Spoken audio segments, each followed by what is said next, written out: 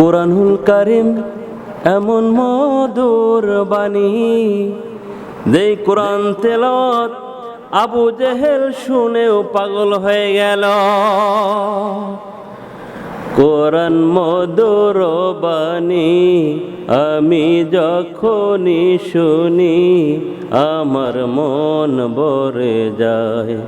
কুরআন মধুর বাণী আমি যখনই শুনি, আমার মন ভরে যায়। বন্ধুরা আমার, বাবাজিরা আমার, কুরআনুল কারীম এমন মধুর।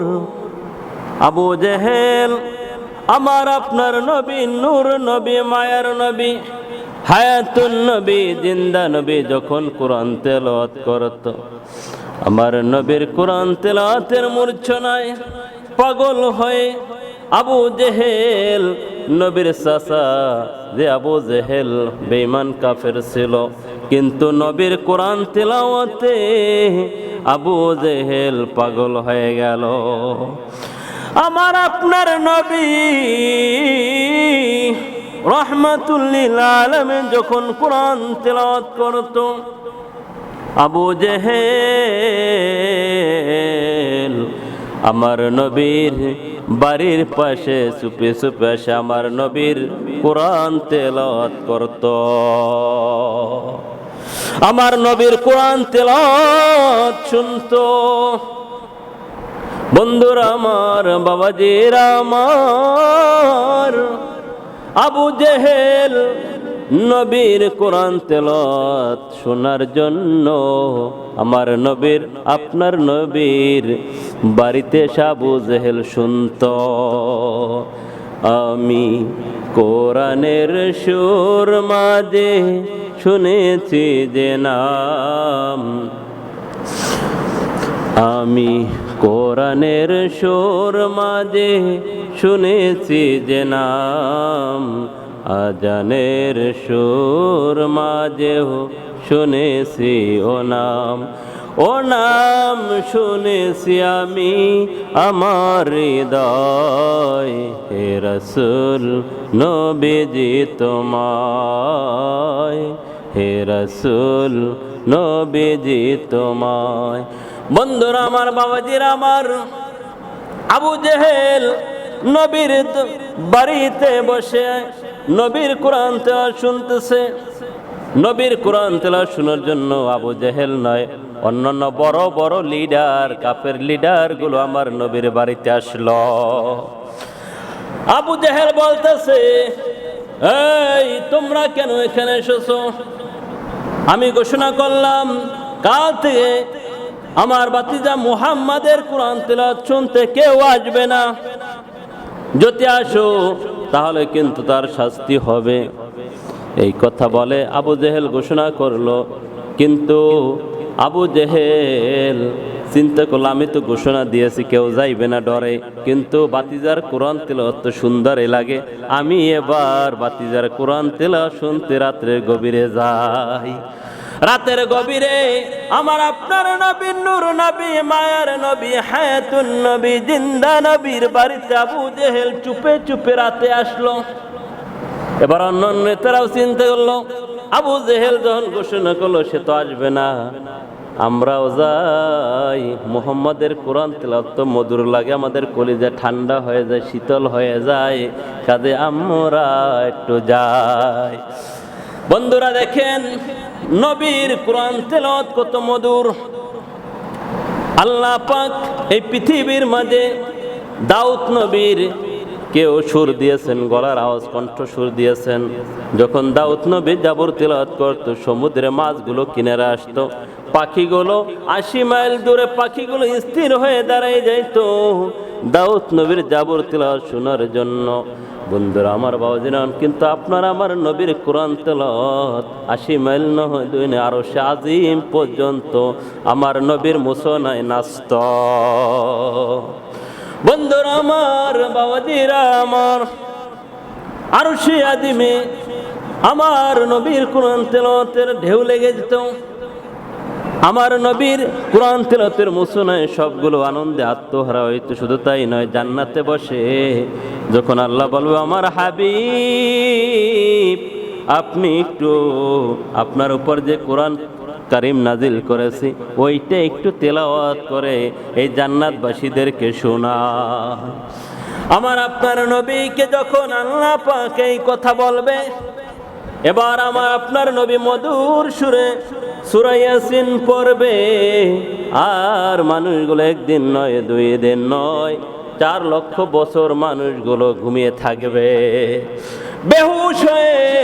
আমার আপনার নবীর কোরআনের মূসনায় এত মধুর আওয়াজ, এত মধুর সুর, এত মধুর ছন্দ শুনে মানুষগুলো একদিন নয়, 2 দিন নয়, 4 লক্ষ বছর পর্যন্ত বেহুশ হয়ে ঘুমাইয়া রইবে। নারায়ে তাকবীর, নারায়ে রিসালাত। বন্ধুরা আমার, বাবাজিরা আমার, এই কোরআনের বদৌলতে ওমর রাদিয়াল্লাহু তাআলা আনহু কালেমা পরে মুসলমান হয়েছে। ওমর রাদিয়াল্লাহু তাআলা আনহু তরবারি উঁচা করে আসলো আমার নবীকে কল্লা দ্বিখণ্ডিত করতে। আমার নবীর কল্লা মুবারক নেবে ওমর। পথিমধ্যে তার বন্ধু সাইদের লাগে দেখা। আবু সাইদ বলতেছে তুমি কই যাও? আমি মুহাম্মাদের কল্লা আনতে যাইতেছি। মুহাম্মদ আমাদের বাপদাদার 14 গোষ্ঠী থেকে কালি দিতেছে, আমি তাকে শেষ করে দেবো, কারণ ওমর ছিল পালন। আবু সাইদ বলে আগে তোমার ঘর সামলাও, কারণ তোমার বোন ফাতেমা তো ওই নবীর কোরআন তেলাওয়াত পড়ে, নবীর হাতে ইসলাম গ্রহণ করেছে। কয় তাহলে মুহাম্মাদের আগে সাজ পরে করে আগে আমার বোনকে সাজ করি। এবার ওমর রাদিয়াল্লাহু তাআলা আনহু গেল তার বোনের বাসায়, দেখতেছে তার বোনে কোরআন তেলাওয়াত করতেছে, তার ভগ্নিপতি কোরআন তেলাওয়াত করতেছে।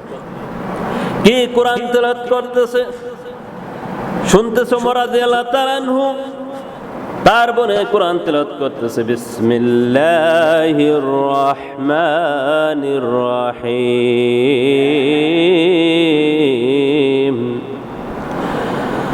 ওয়াদ-দুহা ওয়াল-লাইলি ইযা সাজা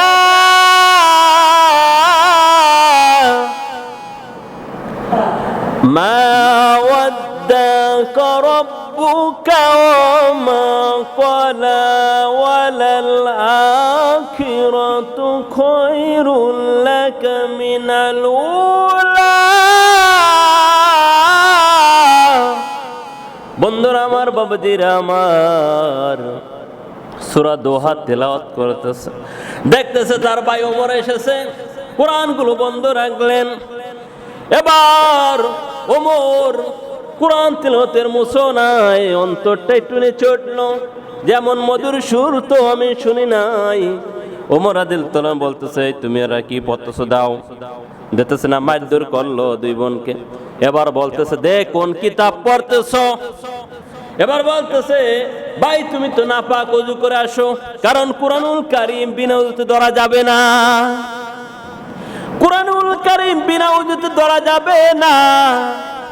এই কথাটি কোন মৌলবী বলে না, আলেম বলে না, মুফতি বলে নাই, এই কথাটি বলেছে স্বয়ং আমার আল্লাহ। ইন্নাহু লাকুরআনুন কারীম লা ইয়ামাসসুহু ইল্লাল মুতাহহারুন।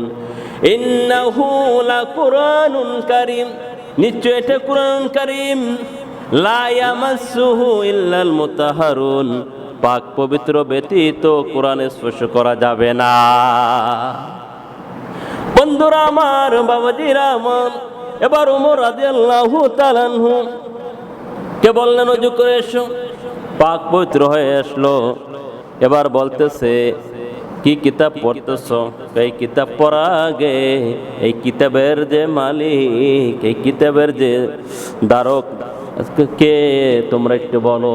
বলতেছে এই কিতাব বলতে হলে আমার আপনার নবী রাহমাতুল লিল আলামিন সাইয়্যিদুল মুরসালিন সাইয়্যিদুল কাউনাইন, তিনি এই কোরআন তেলাওয়াতের কোরআনের বাহক ধারক বলতেছে নিয়ে যাও। এবার ওমর রাদিয়াল্লাহু তাআলা আনহু যাইতেছে নবীর দরবারে। সাহাবীগুলো ওমরকে দেখে ভয় পেল। ইয়া রাসূলুল্লাহ, ইয়া হাবিবাল্লাহ, ওমর আসতেছে, কি জানি কি করবে, হাতে তরবারি, হাতে কি তরবারি, কি জানি কি করবে। সাহাবীগুলো ভয় পাইতেছে। আমার নূর নবী, মায়ের নবী, হায়াতুন নবী জিন্দা নবী বলতেছে ভয় পাইও না, কারণ আমাদের সাথে স্বয়ং আল্লাহ আছে। ঠিক না? আল্লাহ আছে। ওমর রাদিয়াল্লাহু তাআলা আনহু তরবারি নিয়ে আসলো। আমার নবীর নুরানি চেহারা দেখে ওমরের হাত থেকে তরবারি পড়ে গেল। ওমরের শরীর কর্পণ শুরু হয়ে গেল। ওমর রাদিয়াল্লাহু তাআলা আনহু যেই তরবারি নিয়েছে আমার নবীকে কল্লা দ্বিখণ্ডিত করবে, আমার নবীর নুরানি চেহারা দেখিয়া ওমরের তরবারি পড়ে গেল, কম্পন শুরু হয়ে গেল। এবার নবীর দরবারে ও ওমর রাদিয়াল্লাহু তাআলা আনহু নবীর কদমে পড়ে বলল, ইয়া রাসূলুল্লাহ, ইয়া হাবিবাল্লাহ, আমাকে কালেমা পড়ায় দেন। লা ইলাহা ইল্লাল্লাহু মুহাম্মাদুর রাসূলুল্লাহ।